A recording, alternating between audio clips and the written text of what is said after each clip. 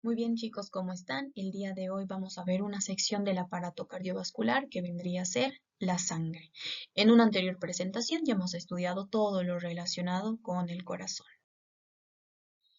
Como una pequeña introducción, en realidad tenemos que describir al aparato cardiovascular, ¿no es cierto? Donde los componentes son el corazón, los vasos sanguíneos, donde aquí hablamos de arterias, venas, capilares, y ya todos saben que las venas llevan sangre desoxigenada, las arterias llevan sangre oxigenada y los capilares, que son los vasos más pequeños, permiten el intercambio de nutrientes tanto con la sangre y el líquido intersticial, por tanto, de las células.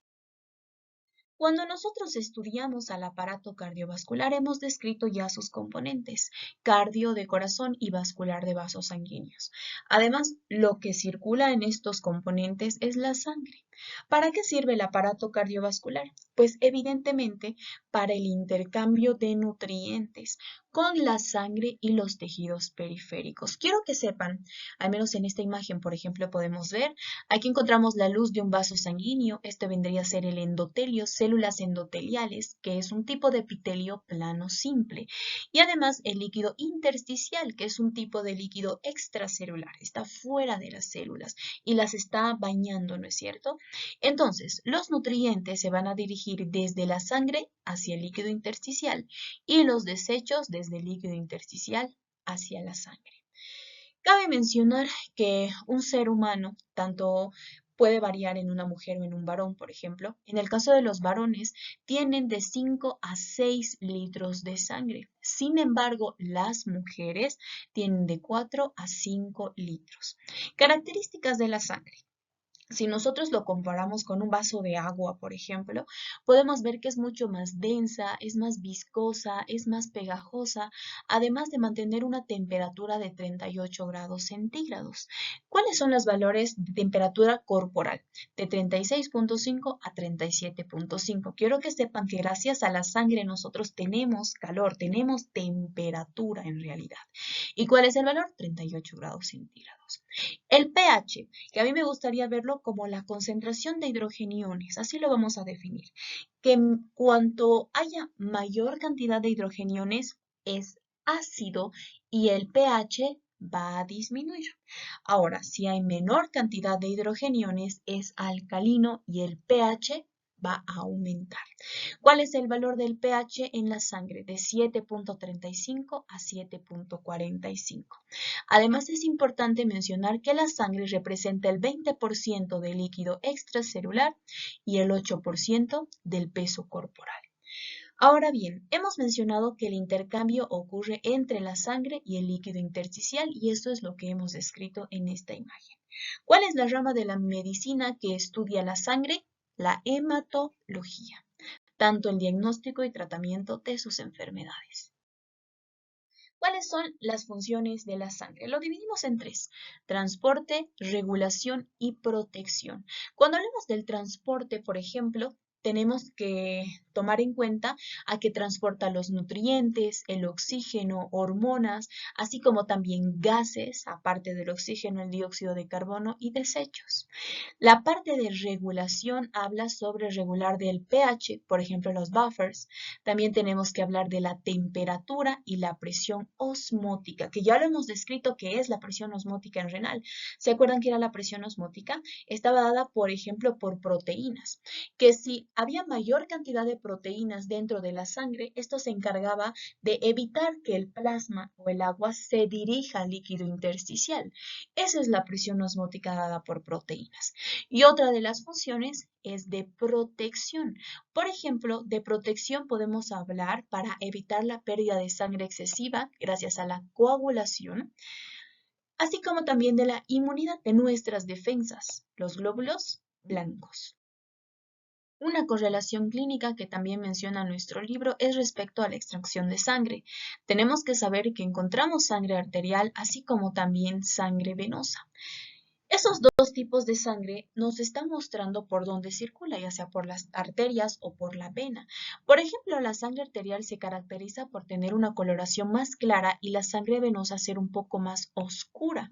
Además, sabemos que la sangre arterial es oxigenada y la sangre venosa es desoxigenada. La mayoría de los casos y de forma más frecuente se piden punciones venosas, en donde a nivel de la vena antecubital utilizamos un torniquete y gracias a una jeringa podemos extraer la sangre.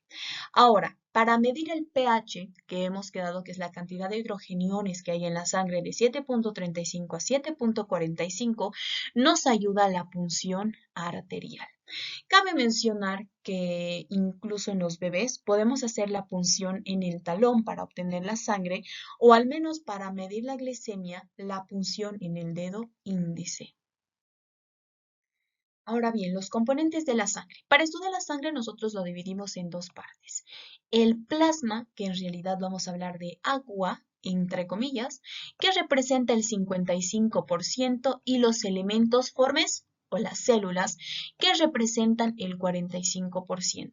Cuando nosotros hablamos de las células o los elementos formes, tenemos que hablar de los eritrocitos o glóbulos rojos, que representan el 99% de los casos, así como también los leucocitos o glóbulos blancos y las plaquetas. Junto los leucocitos y las plaquetas y solo me van a formar el 1% de los elementos formes, por tanto la mayoría son los glóbulos rojos. Quiero que vean esta imagen de la izquierda donde nos muestra una sangre pura y una sangre centrifugada, es decir, que lo han batido un montón de veces, así se llama, centrifugar.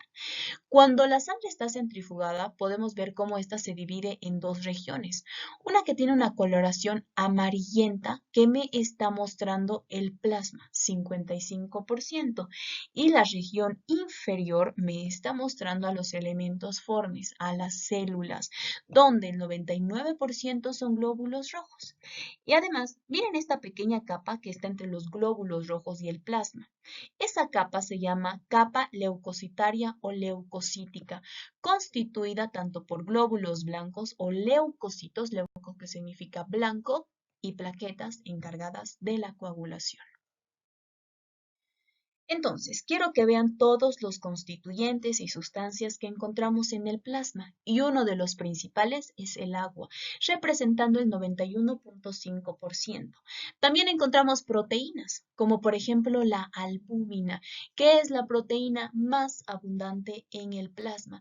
Es la que se encarga de mantener la presión osmótica. Vamos a hablar muchísimo de presión osmótica, presión hidrostática. Y aquí se los voy a dibujar en una esquinita. Tenemos un vaso sanguíneo. La presión hidrostática, ¿qué hacía? Sacaba el agua, ¿no es cierto?, de la sangre hacia el líquido intersticial. ¿Qué hace la presión osmótica? Evita que el agua salga hacia el espacio o hacia el líquido intersticial. Eso es gracias a la albúmina. También encontramos las globulinas, que son proteínas inmunológicas, es decir, que pertenecen a nuestro sistema de defensa. El fibrinógeno es una proteína grande. Este tiene principal acción para la coagulación de la sangre y lo vamos a describir más adelante. Aparte de las proteínas que representan el 7%, también encontramos otros solutos, representando solo el 1.5%, como ser electrolitos, nutrientes, gases, sustancias reguladoras como ser las enzimas y productos de desecho. Nuevamente, lo que hablábamos, ¿no es cierto? De forma un poco más resumida.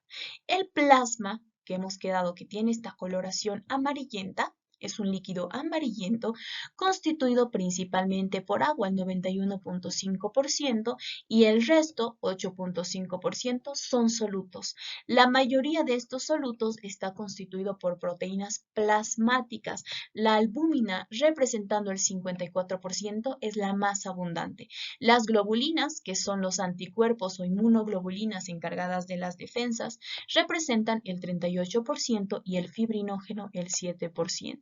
Otro de los solutos, aparte de las proteínas, pues vendrían a ser los propios solutos, es decir, electrolitos, productos de desecho como urea, creatinina, ácido úrico y sustancias reguladoras como las hormonas. Ese es el plasma. Entonces lo que vamos a ver ahora son los elementos formes. Hemos descrito anteriormente que los elementos formes está constituido por los eritrocitos, los leucocitos o glóbulos blancos y las plaquetas. Cuando hablamos de los eritrocitos o los glóbulos rojos, sabemos que en su interior hay una proteína muy importante denominada hemoglobina, encargada del transporte de oxígeno y de dióxido de carbono, formando la oxihemoglobina, así como también la carbaminohemoglobina. Respecto a los glóbulos blancos, estos los vamos a diferenciar según la presencia de granulocitos. Se dividen en granulocitos y no granulocitos o agranulocitos. Los que contienen gránulos en su interior vendrían a ser los neutrófilos, eosinófilos y los basófilos. Cuando hablamos de los no granulocitos, son los linfocitos B, T, linfocitos natural killers, así como también los monocitos. Y por último, las plaquetas. En realidad las plaquetas no son células como tal, son fragmentos de una célula grande al que se denomina megacariocito y son encargados de la coagulación. Hay un punto muy interesante aquí.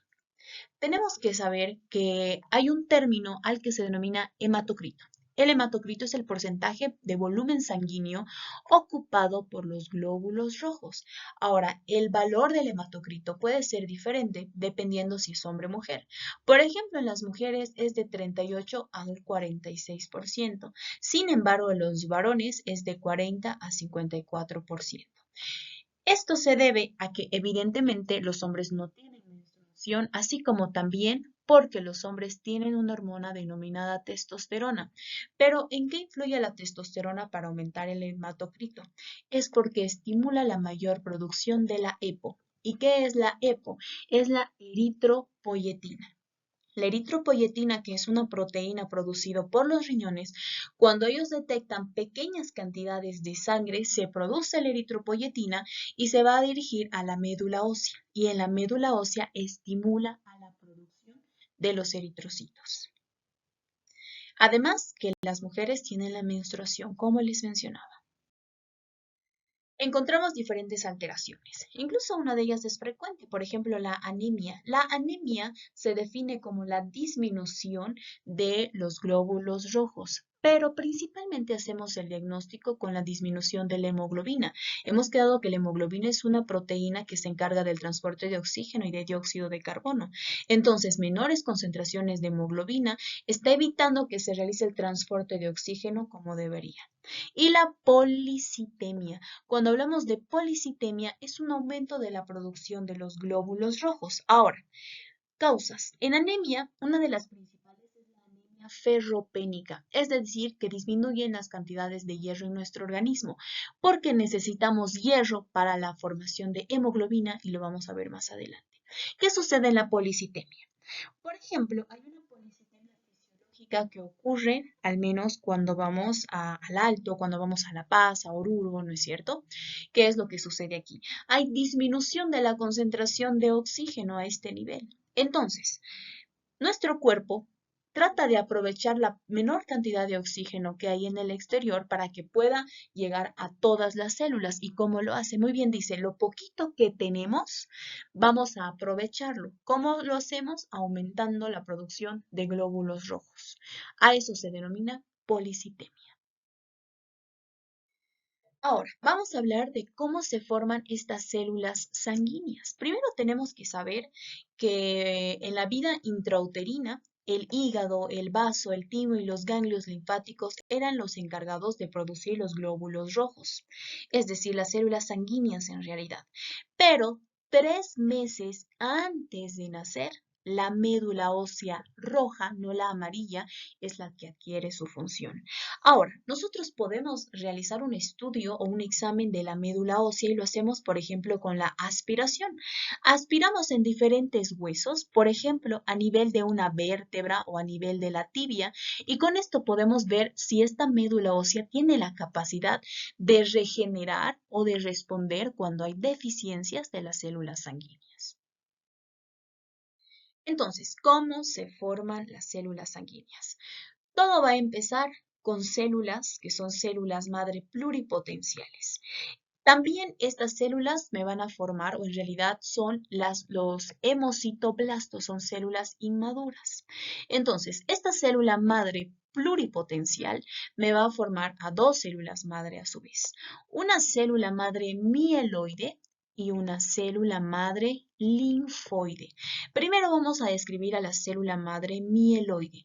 La célula madre mieloide empieza a tener sus agrupaciones celulares, a lo que se denominan unidades formadoras de colonia, UFC, y pueden ser unidades formadoras de colonia de eritrocitos, unidades formadoras de colonia de megacariocitos y unidades formadoras de colonia de granulocitos. Cuando hablamos, por ejemplo, de los eritrocitos, estas unidades formadoras de colonia me forman los proeritoblastos. Blastos significa inmaduro. Los proeritroblastos me forman los reticulocitos, que son glóbulos rojos inmaduros. Pierden el núcleo y vamos a ver más adelante cómo es que maduran, pero principalmente pierden el núcleo y se forma un eritrocito maduro. ¿Qué sucede con la unidad formadora de colonias de megacariocitos? Me forma los megacarioblastos. Este madura y me forma un megacariocito y este empieza a dividirse en diferentes fragmentos y me forma las plaquetas. Ahora hablemos de la unidad formadora de colonias de granulocitos. Este me va a formar el mieloblasto eosinófilo, que madura y me forma el eosinófilo, el mieloblasto basófilo, que me forma los basófilos, el mieloblasto propiamente dicho, me forma los neutrófilos, y el monoblasto, que forma los monocitos. Los monocitos, que estos están circulando en la sangre. Ahora, cuando se dirigen a los tejidos o al líquido intersticial, me forman los macrófagos y es su forma madura encargada de fagocitar. Son células grandes que comen. Ahora bien, hablemos de las células madre linfoides, es decir, de la otra hija.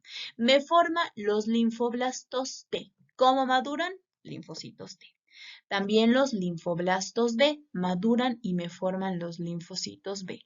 Cabe mencionar que estos linfocitos B maduran y me forman los plasmocitos encargados de producir las inmunoglobulinas. Y por último, los linfoblastos NK, que me forman las células natular killer. Pero había un detalle que me estaba faltando. ¿De dónde derivan los mastocitos? Estos derivan directamente de la célula madre mieloide. Así es como se forman estas células. Cabe mencionar que para la formación de plaquetas, o al menos la formación de estos trombos megacariocitos, necesitamos de otra proteína. Así como hemos hablado de la eritropoyetina, que se produce en los riñones, tenemos la trombopoyetina, que se produce a nivel del hígado.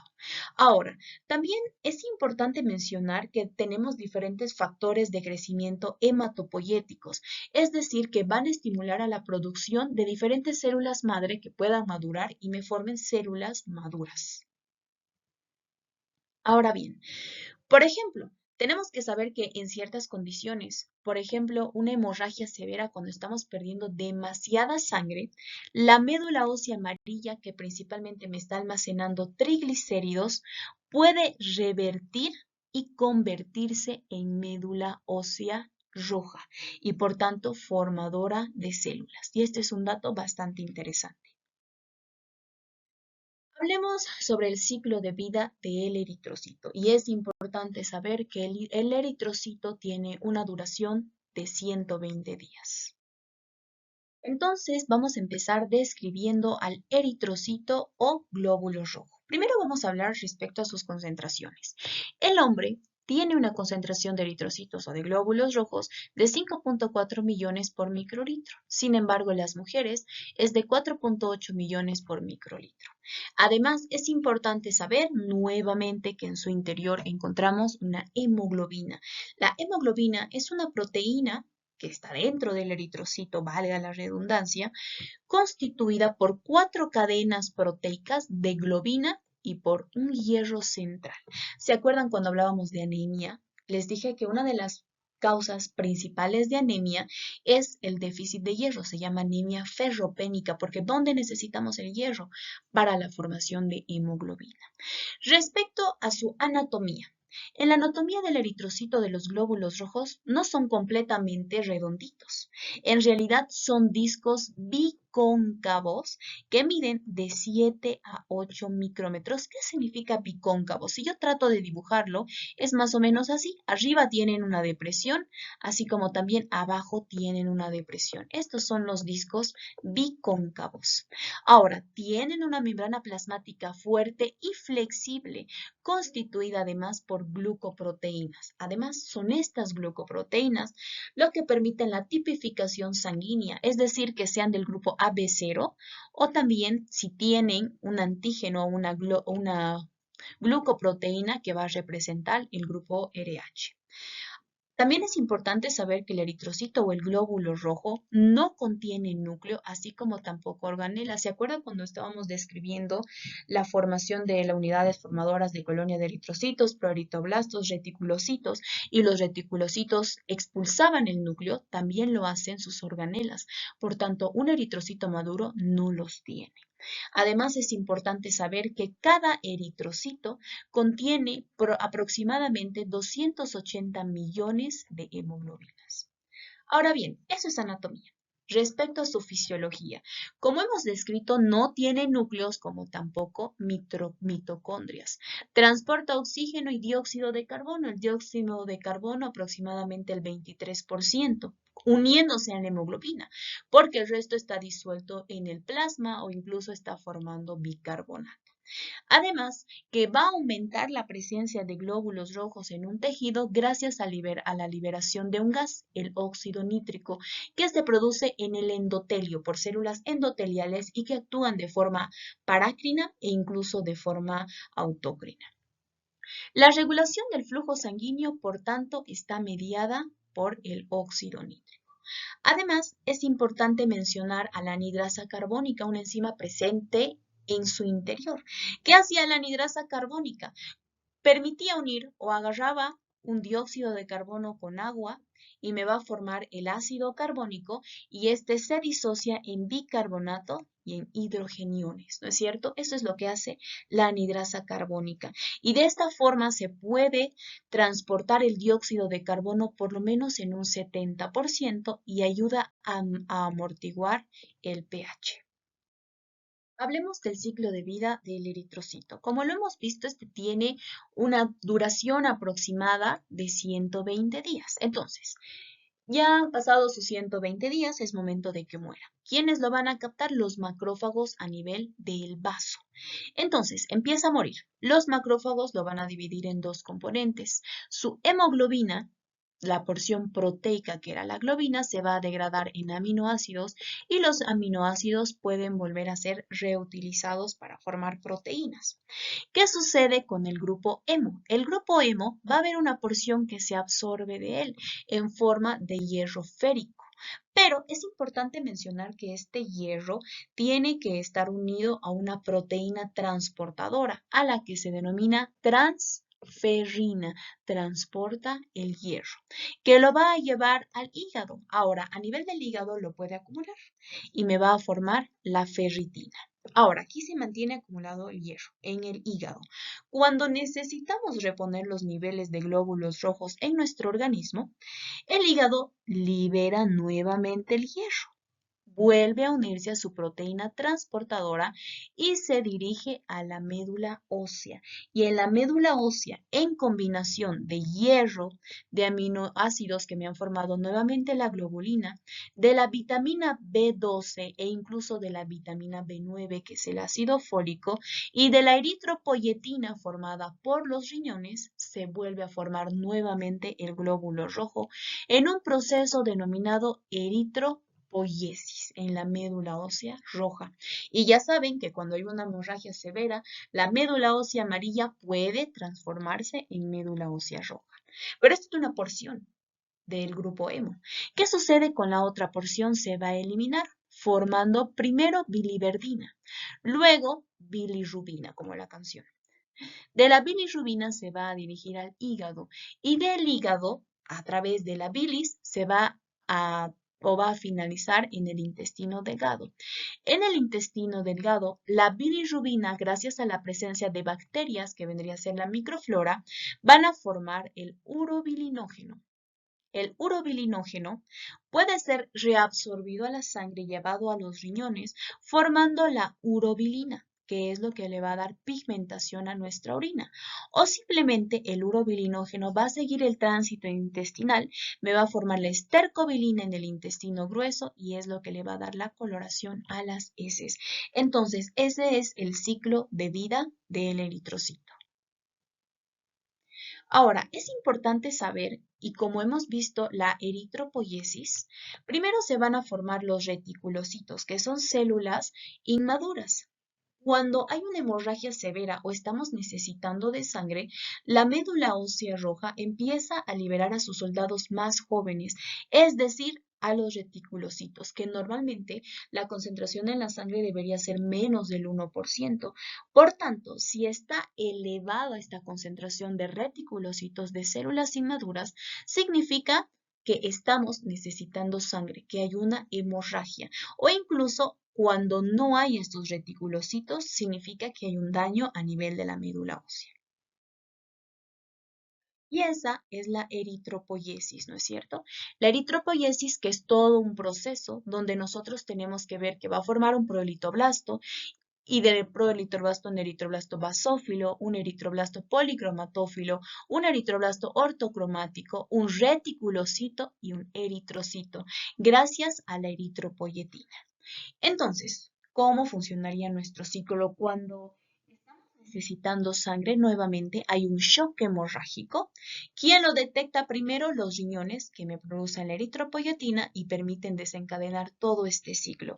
Pero cuando es demasiado grave, empiezan a liberar células inmaduras que son los reticulocitos.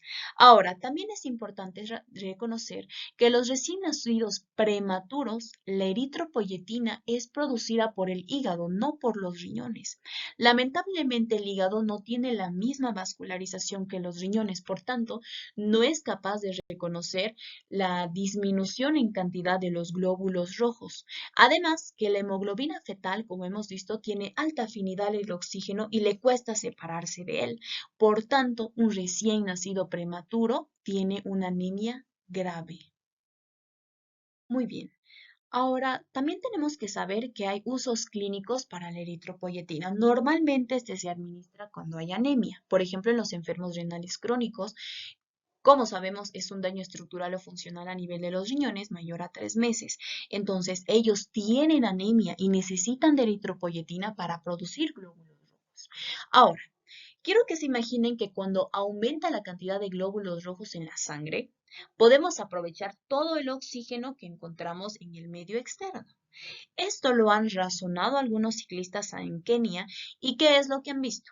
Muy bien, nos administramos eritropoyetina y nos vamos a fatigar menos porque estamos aprovechando todo el oxígeno y menos formación de ácido láctico, menos cansancio.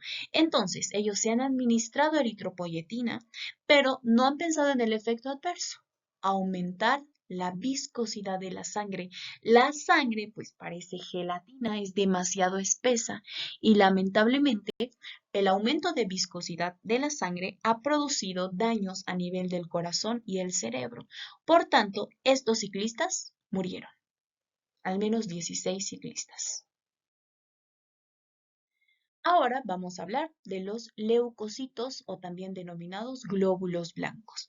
A diferencia de los glóbulos rojos que viven 120 días, estos pueden vivir meses, años o incluso días. Además, también se puede hacer un recuento diferencial de leucocitos porque hemos dicho que estos se pueden dividir en granulocitos y no granulocitos. Muy bien, entonces empezamos a describir a los leucocitos o los glóbulos blancos. Leucos significa blanco y cito, ya saben qué significa célula. Antes que nada, me gustaría decirles que cada célula en nuestro cuerpo tiene un carnet de identidad y célula que no lo tenga muere por estos glóbulos blancos. Entonces, es importante saber que este carnet de identidad de las células se denomina complejo mayor de histocompatibilidad. Muy bien, eso como pequeño paréntesis. Ahora, los leucocitos, como bien sabemos, se dividen en granulocitos y no granulocitos o agranulares. Los granulocitos que vienen de la célula madre mieloide. Empezamos describiendo cada uno. Primero, el neutrófilo. Esto se caracteriza por tener gránulos pequeños, es de color lila, neutro, de ahí viene su nombre, y además su núcleo presenta lobulaciones, tiene lóbulos, incluso de 3 a 5. Y cuando envejecen, se denominan polimorfonucleares. Por tanto, los polimorfonucleares son simplemente formas envejecidas de los neutrófilos. Eosinófilos. Sus gránulos son más grandes, son de color naranja rojizo y además tienen 2 lóbulos. Y por último, los basófilos. Estos son amantes de lo básico y tienen una coloración azul purpúreo. Granulares. A granulocitos que derivan de la célula madre linfoide. Tenemos los linfocitos T, los linfocitos B y los monocitos. Entonces, en los linfocitos, estos se tiñen oscuro. Quiero que vean cómo tiene una forma más redondita y tienen un anillo alrededor del núcleo. Estos combaten las infecciones virales, así como también en inmunodepresión. Son importantes en inmunodepresión. Y los monocitos que se caracterizan porque tienen la forma de riñón o incluso la forma de una herradura. Su citoplasma es gris y además estos monocitos maduran o se dirigen a los tejidos o al líquido intersticial y me forman los macrófagos fijos o los circulantes. Macrófagos fijos, por ejemplo, a nivel del hígado, ¿no es cierto? Los macrófagos de Koffer. También encontramos en la piel las células de Langerhans, en los pulmones, ¿no es cierto? Los macrófagos alveolares. Y los circulantes, pues simplemente se denominan macrófagos circulantes porque estaban circulando en el plasma. Empezamos describiendo a cada uno. El valor de los leucocitos va de 5 a 10.000 unidades por microlitro. Cuando hay un aumento de la producción de leucocitos, principalmente en infecciones bacterianas, hablamos de leucocitosis. Pero cuando hay una disminución de la cantidad de leucocitos, se denomina leucopenia, porque es una pena que estén tan poquitos, a diferencia de los glóbulos rojos, ¿no es cierto? La anemia y la policitemia. Hablemos de los neutrófilos. En los neutrófilos podemos ver cómo estos están viajando por la sangre y cuando reconocen a un antígeno, tienen un proceso o realizan un proceso denominado emigración o diapedesis. Utilizan sus pies, empiezan a rotar y podemos ver cómo van a terminar al nivel del tejido que se encuentra infectado. Producen defensinas que actúan como flechas para ir a acabar con el parásito y responden ante infecciones bacterianas, quemaduras, así como también en estrés. Quiero que vean la imagen como aquí está el neutrófilo en la sangre. Luego empieza a realizar la inmigración o diapedesis porque va a dirigirse desde la sangre hacia el líquido intersticial, primero por un mecanismo de rodamiento, luego se pega y luego va a pasar entre las células endoteliales. Este proceso en el que es atraído por estas sustancias, lo vamos a llamar nocivas a los microorganismos, se denomina quimiotaxis, porque son sustancias químicas que lo atraen para luego realizar la fagocitosis, es decir, se lo van a comer al microorganismo. Además que los neutrófilos son los primeros en llegar ante una infección. Respecto a los eosinófilos, cuando hablamos de los eosinófilos, estos producen estaminasa, que trata de combatir los efectos de la histamina, como por ejemplo la vasodilatación. Además, estos permiten realizar la unión antígeno-anticuerpo. Por tanto, la principal acción de los eosinófilos es gracias o en realidad en las alergias, así como también en la presencia de parásitos. Si hay un aumento de eosinófilos, se denomina eosinofilia. Por tanto, puede ser por una alergia, por ejemplo, en el caso de asma o una dermatitis, o puede ser por un parásito intestinal. También hay que describir a los basófilos. Los basófilos, entre sus acciones, vendría a ser la producción de histamina, serotonina y la heparina, que es una anticoagulante. Es decir, va a evitar que la sangre empiece a coagularse. Permite su dilución. Ahora, funciones de los linfocitos. Tenemos que saber que estos se encuentran el 2% en la sangre, porque el resto se encuentran en el sistema límbico y estos ejercen funciones importantes ante infecciones virales, ante un trasplante, así como también en cáncer. Respecto a los linfocitos T, esta célula es principal porque su función elemental es atacar a las células infectadas, así como también a los tumores. Los linfocitos B maduran y me forman los plasmocitos para que estos puedan producir anticuerpos.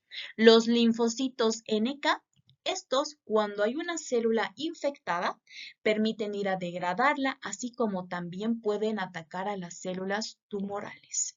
Y por último, los monocitos. Los monocitos son los últimos en llegar, pero cuando llegan al tejido infectado lo hacen en gran cantidad. Retienen a las células y fagocitan a las células que están infectadas o a los microorganismos. Ahora, para que nosotros podamos valorar tanto los glóbulos rojos, glóbulos blancos y plaquetas que vamos a describir más adelante, se pide un hemograma completo. El hemograma completo es una prueba muy valiosa porque permite diagnosticar anemia e incluso diversas infecciones. Usualmente se pide el recuento de glóbulos rojos, glóbulos blancos y plaquetas, así como también el hematocrito y el recuento diferencial de los glóbulos blancos. Es decir, vamos a ver neutrófilos, basófilos, eosinófilos, los linfocitos, los monocitos, etc. Ahora, también podemos cuantificar los valores de la hemoglobina. Por ejemplo, a nivel de lo que vendrían a ser los niños es de 14 a 20, en las mujeres de 12 a 16 y en los varones de 13 a 18 gramos sobre decilitro. Ahora vamos a hablar de las plaquetas. Su duración ya es menor, no son meses, años. Ahora hablamos de 5 a 9 días. Muy bien, entonces vamos a describir a las plaquetas. Primero tenemos que saber que las plaquetas deriven de la célula madre mieloide. La célula madre mieloide que formaba la unidad formadora de colonias mieloides, que me va a dar lugar a los megacardioblastos, luego megacariocitos, y los megacariocitos forman fragmentos celulares que pueden ir de 2000 a 3000 fragmentos, dándome lugar a las plaquetas, con un tamaño de 2 a 4 micrómetros, sin núcleos y con muchas vesículas. Los valores normales de las plaquetas van de 150.000 a 400.000 por microlitro. ¿Cuál es la función de las plaquetas? La coagulación. Es decir, que cuando nosotros nos desangramos o nos cortamos, las plaquetas son las que me forman coágulos para que así no pueda fluir la sangre y nos muramos. Este es el hemograma donde podemos ver, ¿no es cierto?, los valores de cada uno de ellos. Por ejemplo, de glóbulos rojos, en el caso de las mujeres de 4.8 millones, de los hombres de 5.4, los glóbulos blancos que van de 5.000 a 10.000, y aquí podemos hacer el recuento de cada uno de los glóbulos blancos, neutrófilos que representan de 60 al 70%. También podemos ver de los linfocitos que van del 20 al 25%. También escribimos eosinófilos de 2 a 4%, monocitos de 3 a 8%, basófilos de 0.5 a 1% y finalmente las plaquetas de 150.000 a 400.000.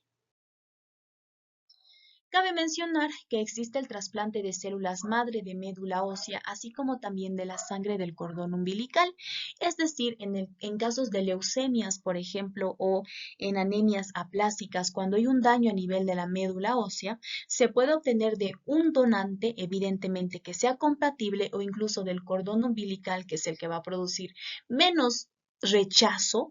Podemos con eso ayudar a nuestro paciente para que no sufra de leucopenia, trombocitopenia o incluso anemia. Entonces, cuando hablamos del trasplante de médula ósea, tiene diferentes indicaciones: cáncer, anomalías genéticas, así como también la aplasia medular. En la aplasia medular podemos ver, por ejemplo, en esta imagen, donde hay menor cantidad de células e incluso encontramos algunas células de grasa. Ahora, esto puede ser genético, así como también infeccioso. Aparte de la médula ósea, también se puede extraer estos elementos del cordón umbilical y esto produce menos rechazo. También tenemos que hablar de la función de las plaquetas, ¿no es cierto? De la hemostasia, específicamente de la coagulación. Es diferente decir hemostasia que homeostasis, son términos diferentes. Hemostasia en realidad es que la sangre pueda fluir de forma adecuada. Cuando no haya pérdidas sanguíneas y cuando no se formen coágulos de forma patológica, esa es la hemostasia, es un estado de equilibrio pero en la sangre. Por ejemplo, yo aquí a muchos le pregunto, ¿alguien sabe qué es la mano de Dios? Cuando una persona se está desangrando o, por ejemplo, en este paciente que ha tenido un accidente, lo mejor que podemos hacer es presionar, es decir, no directamente con nuestras manos, evidentemente. Tenemos que protegernos, pero nosotros presionamos y esta presión que hacemos para que deje de perder sangre se denomina mano de Dios. Entonces, cuando hablamos de la hemostasia, tenemos que saber qué es la respuesta para detener la hemorragia, y la hemorragia es la pérdida de sangre. La hemostasia toma en cuenta tres pasos importantes: el espasmo vascular, la formación del tapón plaquetario y de la coagulación. Por ejemplo, en el caso del espasmo vascular, porque el endotelio se encuentra dañado y por tanto también el músculo liso que forma parte de los vasos sanguíneos produce una vasoconstricción y con esto disminuye el flujo sanguíneo que va a pasar a ese nivel y podemos disminuir el flujo de sangre que se está perdiendo. La formación del tapón plaquetario, y lo vamos a describir con mayor detalle, es simplemente la agregación plaquetaria por retroalimentación positiva. Una plaqueta se pega en el vaso sanguíneo y todas las plaquetas empiezan a pegarse, todas las plaquetas que están pasando por ese tejido dañado. Y la coagulación es la estabilización del tapón plaquetario. Muy bien, entonces de forma gráfica vamos a evidenciar cómo es que se forma el tapón plaquetario. Primero me gustaría que vean, este es un vaso sanguíneo formado por el endotelio, encontramos plaquetas, así como también los glóbulos rojos, y justo a este nivel está la solución de continuidad, evidentemente la lesión, por donde se está perdiendo sangre. Además, esto de acá estaría representado por el colágeno que se está exponiendo. Normalmente esto no sucede. Entonces, por la exposición del colágeno empiezan a agregarse las plaquetas. A esto se denomina adhesión plaquetaria. Estas plaquetas empiezan con la producción de tromboxano A2, así como también de ADP.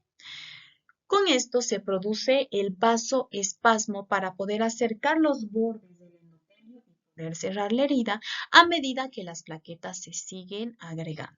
Cabe mencionar que este tapón plaquetario es inestable, por tanto necesita de pequeñas fibras para que puedan estabilizar este coágulo. Y con esto se pierde la hemorragia y el vaso sanguíneo pues se ha recuperado. Y esta es la vía de la coagulación. Y quiero que vean cómo toma en cuenta una vía extrínseca y una vía intrínseca. La vía intrínseca que empieza con la exposición del colágeno y la vía extrínseca que es mucho más rápida, porque vean que es corta, con el factor tisular.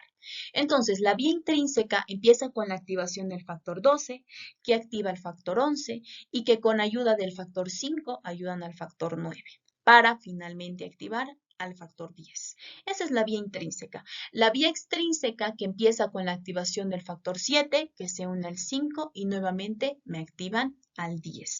El factor 10 permite la conversión de protrombina en trombina, el factor 2, y la trombina permite la activación de fibrinógeno a fibrina, el factor 1, el que necesitamos para estabilizar nuestro tapón plaquetario. Entonces, como hemos descrito en la hemostasia, el espasmo vascular, la formación del tapón plaquetario que es inestable y la coagulación para poder activar a la fibrina y con esto que el coágulo pues sea estable. Y finalmente, la retracción del coágulo para poder aproximar los bordes del endotelio y cerrar la herida. Entonces, en toda esta vía de la coagulación necesitamos de una vitamina muy importante que incluso se administra en los recién nacidos, la vitamina K. La vitamina K permite la activación de factores de la coagulación. ¿Cuáles son estos? Importantes: 2, 7, 9 y 10. Factores dependientes de la vitamina K. Y si no hay la cascada de la coagulación se inactiva, por tanto el coágulo va a ser inestable y se va a empezar a perder sangre. Entonces, esta era la cascada de la coagulación. Hemos dicho que faltaba, cuando no hay vitamina K, el factor 2, el factor 7, el factor 9 y el factor 10.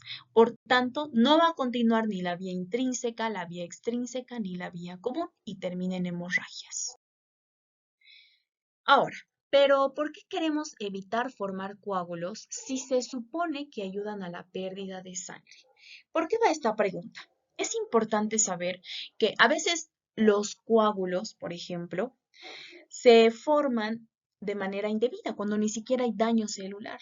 Por ejemplo, estos coágulos se pueden formar en las varices. Cuando una persona es sedentaria, es obesa, no camina, empiezan a formarse las varices a nivel de las piernas y las varices me forman coágulos.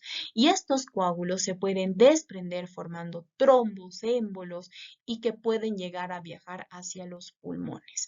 Por tanto, si hay una vía que nos ayuda en la coagulación, también hay una vía que va a evitar la coagulación, al menos la coagulación cuando es patológica. Y es justamente eso. Pueden formarse todos los días coágulos pequeños que pueden ser dañinos. Por ejemplo, toda la vía que no ayuda en la coagulación empieza con la activación de plasminógeno en plasmina, que este evita los factores de la trombina y del factor 7, así como también la prostaciclina, que va a actuar en contra del tromboxano 2 producida por las plaquetas. También la heparina, que se opone a la acción del factor 10 como del factor 2. La antitrombina, que se opone al factor o a la acción del factor 12, 10 y 2. Y la proteína C, que en realidad esta potencia la actividad de la antitrombina y bloquea al resto de la vía. Por tanto, hay una vía que ayuda en la coagulación y hay una vía que no ayuda. A esa vía se denomina fibrinolítica y la degradación de la fibrina se denomina fibrinólisis y para eso necesitamos a la plasmina que se activa del plasminógeno.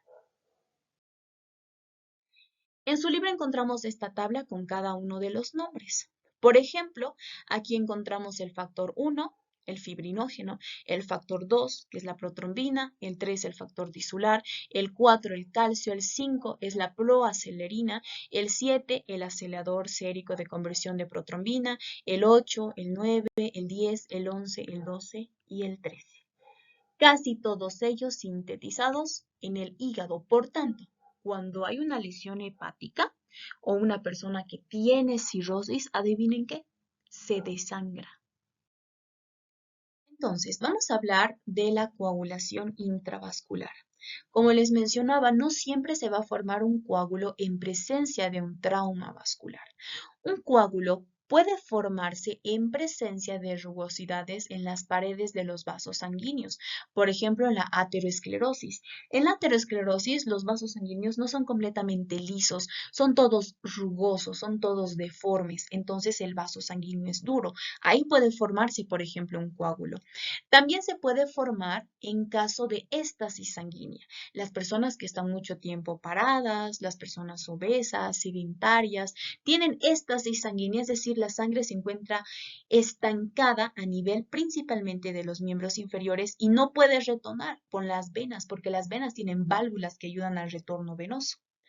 Cuando se forma un coágulo en un vaso no dañado se denomina trombo, es decir, que un trombo es patológico. Ahora, el trombo se desprende y viaja por todo el aparato vascular y se denomina émbolo. Entonces, coágulo es en un vaso sanguíneo roto, trombo en un vaso sanguíneo normal y émbolo es un trombo que se ha desprendido y ha viajado. De aquí vienen dos patologías, la trombosis venosa profunda, que principalmente lo encontramos a nivel de las varices, y el tromboembolismo pulmonar, porque se va a desprender el trombo y me forma un émbolo tromboembolismo que puede viajar hacia los pulmones y producirme mucho daño. Me está obstruyendo los vasos sanguíneos a este nivel y por tanto me produce isquemia y necrosis. Puede haber disnea, dificultad para respirar, así como también hemoptisis, toser con sangre. Muy bien, entonces vamos a empezar a describir a los grupos sanguíneos. Entonces, los más frecuentes descritos son los grupos A, B y 0, pero también existen otros menos frecuentes como Lewis, Kell y Duffy. Ahora, aquí tenemos dos términos que tenemos que saber. Primero, hay los términos antígeno y anticuerpo, que es una proteína. Entonces, cuando hablamos de grupo sanguíneo, el antígeno también se denomina aglutinógenos y las inmunoglobulinas o los anticuerpos se denominan aglutininas. Cuando se unen las aglutininas, los anticuerpos, con los aglutinógenos, me va a producir una aglutinación, unión de antígeno-anticuerpo. Y como resultado, en los grupos sanguíneos me producen hemólisis. Es importante saber nuevamente que no es solo AB0, también están los grupos RH, positivo o negativo, que es más fácil de entender. ¿Tienes o no tienes? Además que existen por lo menos 24 grupos sanguíneos y 100 antígenos. Justo lo que les explicaba. Por ejemplo, si nosotros explicamos el grupo A, significa que en la membrana plasmática de los glóbulos rojos está el aglutinógeno A o el antígeno A. No puede tener el anticuerpo anti-A, es decir, el que ataque al A, porque me va a producir la aglutinación y hemólisis. Por tanto, en el plasma que encontramos el anticuerpo anti-B, porque si es anti-A, me ataca al glóbulo rojo. Lo mismo sucede en el grupo B. El antígeno que encontramos es B o aglutinógeno y la aglutinina o el anticuerpo es anti-A. ¿Qué sucede en el grupo AB? Tiene ambos, el aglutinógeno A, así como también el B. En el plasma no puede haber ninguna aglutinina o anticuerpo, porque imagínense si hay. El anticuerpo anti-A me va a atacar al A y el anticuerpo anti-B al B. ¿Qué sucede en el grupo 0? Pues evidentemente no hay ningún aglutinógeno, ni A ni B. Por tanto, encontramos ambos anticuerpos, anti-A y anti-B. Es fácil de entender. Solo es importante dominar los términos aglutininas y aglutinógenos, así como también aglutinación. Entonces, tenemos un tratamiento que se denomina transfusión sanguínea, ¿no es cierto? Que puede ser para una sangre A, B en casos de hemorragias. Entonces, por ejemplo, si una persona le dona sangre siendo A una persona que es B, se van a unir los anticuerpos con los antígenos a lo que se denomina aglutinación. Se une antígeno-anticuerpo en los glóbulos rojos y terminan destruyéndolos en un proceso denominado hemólisis. ¿Qué sucede en el factor RH? El factor RH es más sencillo, es decir, tienes este factor RH, es decir, tienes esta glucoproteína en la membrana plasmática, positivo. No lo tienes, negativo. No tenemos anticuerpos contra el RH, al menos que hayan estado en contacto. Y es de mayor importancia en las transfusiones en embarazadas. Por tanto, es mucho más sencillo en el anterior, ¿no es cierto? Si tienes esta glucoproteína, eres RH positivo. Si no lo tienes, RH negativo. De aquí nace la enfermedad hemolítica del recién nacido, principalmente producidas por inmunocompatibilidad de RH, donde afecta principalmente no al primer hijo, sino al resto de los hijos, el segundo y el tercer embarazo. Tenemos una madre RH negativa, no tiene esta glucoproteína, sin embargo su hijo sí. Y quiero que vean cómo esto va a pasar a la sangre materna. La sangre materna va a reconocer los eritrocitos que tienen el RH positivo y ¿sabe qué es lo que hace? Crean anticuerpos anti-RH que vayan a atacar a esta glucoproteína. Y ya para el segundo embarazo se cargado con anticuerpos que pueden atravesar la placenta y van a ir a destruir los glóbulos rojos del segundo bebé. Esa es la enfermedad hemolítica del recién nacido. Y quiero que vean por qué he puesto un bebé ictérico, porque evidentemente están muriendo los glóbulos rojos, estamos degradando hemoglobina, me está formando bilirrubina. Con eso hemos terminado el tema. Vamos a ver algunos trastornos de desequilibrios homeostáticos. Por ejemplo, una de las correlaciones clínicas que también menciona el libro es el uso de anticoagulantes, es decir, que van a evitar la formación de coágulos, principalmente en casos de cirugías, en caso de fracturas en personas mayores e incluso con riesgo cardiovascular. Describimos la anemia. La anemia, como bien habíamos visto, es la disminución de glóbulos rojos, pero principalmente hacemos el diagnóstico con disminución de hemoglobina. Puede ser por anemia por déficit de nutrientes, es decir, no está consumiendo el hierro como deberías, es anemia ferropénica, así como también por el déficit de vitamina B12 o incluso vitamina B9, anemia megaloblástica, o en el caso cuando hay un daño a nivel de la mucosa gástrica que va a evitar la absorción del factor intrínseco. Cuando hablamos de la vitamina B12. La vitamina B12 no se absorbe y por tanto me produce la anemia perniciosa. Anemia por enfermedades de la médula ósea, por ejemplo la aplasia medular, cuando no está formada o no está constituida por una buena cantidad de células, no es hipercelular, en realidad hay una disminución de estas células con la presencia de células de grasa. Anemia por muerte acelerada, es decir, que los glóbulos rojos están muriendo de forma acelerada o se están perdiendo en el caso de hemorragias, por ejemplo, que me produce también una anemia ferropénica, anemias hemolíticas, como hemos descrito por incompatibilidades de AB0, así como también la drepanocitosis. La drepanocitosis es una anomalía en realidad por la formación de la hemoglobina, donde la hemoglobina está creciendo demasiado que deforma los eritrocitos. También se denomina anemia falciforme. La hemofilia, en realidad antes era denominado la enfermedad de la realeza, porque todo empezó con la reina Victoria.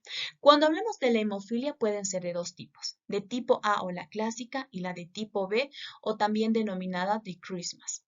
Entonces, la de tipo A se debe a un déficit del factor 8 de la coagulación y la de tipo B es un déficit del factor 9 de la coagulación. Esa es la hemofilia. También es importante describir a las leucemias. Las leucemias se definen como una proliferación anormal de las células hematopoyéticas. Van a ser agudas si esta proliferación es demasiado rápida y crónicas si es lento.